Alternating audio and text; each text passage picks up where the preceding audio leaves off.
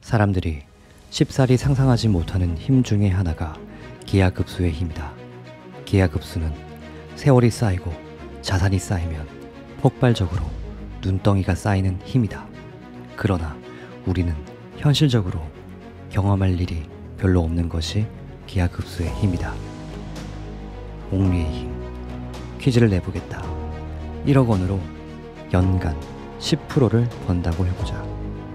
10년 후의 자산은 얼마일까? 답을 보기 전에 대략적인 계산을 한번 해보기를 바란다. 답을 보는 것을 약간이라도 미루기 위해 대충 어림 계산하는 방식을 써보겠다. 연 10%라면 첫 해에 1,000만 원의 현금 흐름이 발생한다. 그 돈을 다 빼서 쓴다면 매년 1,000만 원씩 추가로 현금 흐름이 발생할 테니 10년간 약 1억 원이 추가로 벌린다. 아주 효자 노릇을 톡톡히 한 투자인 것이다. 그러나 돈을 빼서 쓰지 않는다면 답은 약 2억 6천만 원이다. 많이 불어났다. 10%는 적어 보이는데 160%의 수익이 발생했다니 놀라운 일이다. 이 160%는 불어난 돈들이 또 새끼를 치고 새끼를 쳐서 자가 증식해서 발생한 것이다.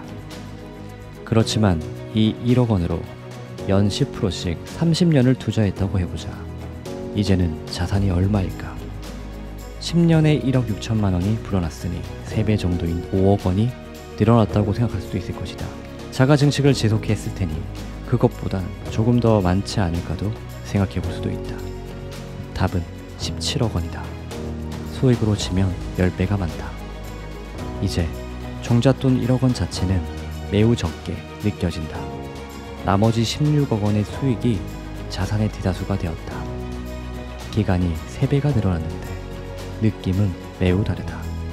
2억 6천만 원은 인생이 변화하는 숫자가 아니지만 17억 원은 평생을 살 수 있는 숫자라서 그렇다.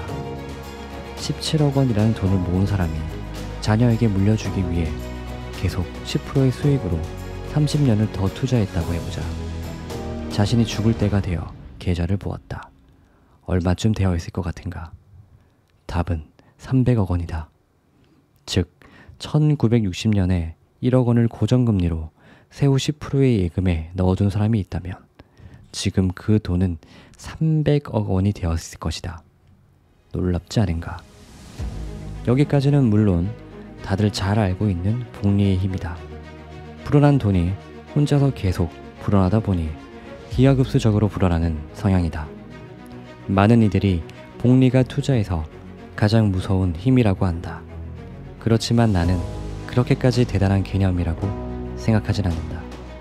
복리를 처음 듣는 사람은 놀라움에 빠질 수도 있다. 그러나 그렇기 때문에 대중들 앞에서 복리 이야기를 외치며 경의에 빠지게 하는 사람들 중에는 사기꾼이나 실속이 부족한 사람이 많다. 복리라고 하지만 우리가 30년간 아무것도 안 하고 지내지는 않을 것이다. 30년간 돈을 잊어버려야만 복리가 무서운 것이지. 매년 지금의 자산 현황을 확인하다 보면 복리의 힘이 쉽게 눈에 들어오지 않을 수도 있다. 극단적 기하급수의 구간이 있다. 사실 더 놀라워야 하는 점은 우리가 이렇게 기하급수적으로 숫자가 늘어나는 규모가 얼마나 낯설어 하는 거다. 인류가 자연 속에서 기하급수를 경험할 일은 별로 없다. 쥐 몇 마리가 섬에 도착해서 몇 년이 지나 수만 마리가 되거나 바람에 날아온 잡초 씨앗으로 인해 몇 년 후 강산이 변하는 모습은 있었을 것이지만 그것을 눈앞에서 면밀하게 관찰한 사람은 별로 없었다. 기하급수의 힘이 발휘되는데 시간이 걸리고 거대한 스케일이 필요하여 사람의 관심 영역 바뀐 경우가 많다. 그러나 세상이 얼마나 기하급수로 이루어져 있는지를 생각해 봐야 한다. 무엇보다 자본주의에서 금전적 보상이야말로 기하급수적으로 이뤄진다. 2019년에 전 세계에 1조 원 이상의 자산을 가지고 있는 사람이 2,600명이 넘는다. 그들의 자산은 9,000조가 넘으니 삼성전자 30개를 통째로 인수할 수 있는 금액이다. 부자들의 양극화 문제만 논하려고 하는 이야기가 아니다.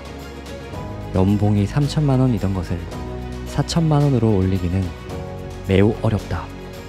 많은 사람과 경쟁을 해야 하고 각고의 노력으로 성장해야만 한다. 하지만 연봉이 1억 원인 사람이 1억 2천만 원이 되기는 상대적으로 쉽다. 경쟁이 별로 없는 매우 희소한 재능을 갖췄기 때문이다. 각고의 노력을 더한다면 연봉이 5억 원 혹은 10억 원이 되기도 한다.